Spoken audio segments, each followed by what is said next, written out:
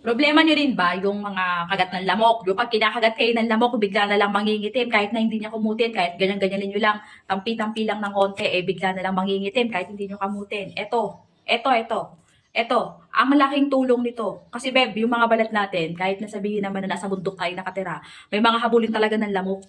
Tapos, pag nangitim, kinamot mo, mangingitim na. Pag kinagat, nangitim, kinamot mo, mangingitim na. Ang hirap na. Kahit anong lotion mo, hindi na basta-basta matatanggal.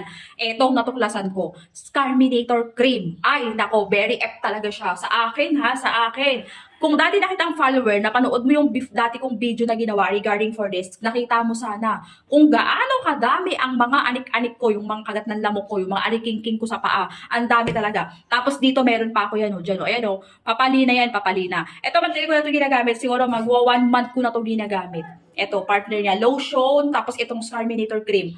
Pero siya, Beb, ginagawa ko tong sunblock. Pag lalabas ako, pag mainit, nag-lotion ako. Ayan, nalagay ko sa mukha ko. It's supposed to dapat nasa body lang siya. Pero ako mas gusto ko nasa face din. Ayan o, para pantay. O. Pag gusto nyo yung ganito, try nyo lang to mga boss. Promise, hindi kayo magsisisi dito. Scarminator Cream, ito para sa mga may peklat dyan na sobrang itim na matagal nang ayaw matanggal. Ito lang ang pangpatanggal. Tapos etong lotion, body lotion yan ng Scarminator Cream din. Yan, ito. Yan. Pakita ko sa yung consistency nito ha. Wait. Ayan. Bebe, promise talaga, hindi kayo magsisisi dito. Be, maniwala kayo. Dapat sa ano to? Sa body, sa leeg, sa paa, sa kamay, sa body nga yan eh. Pero ako, Beb, minsan nilalagay ko sa face ko yan. Lalo na pag lalabas ako, nilalagay ko sa face ko to pag mainit. Kasi nga, may SPF na siya.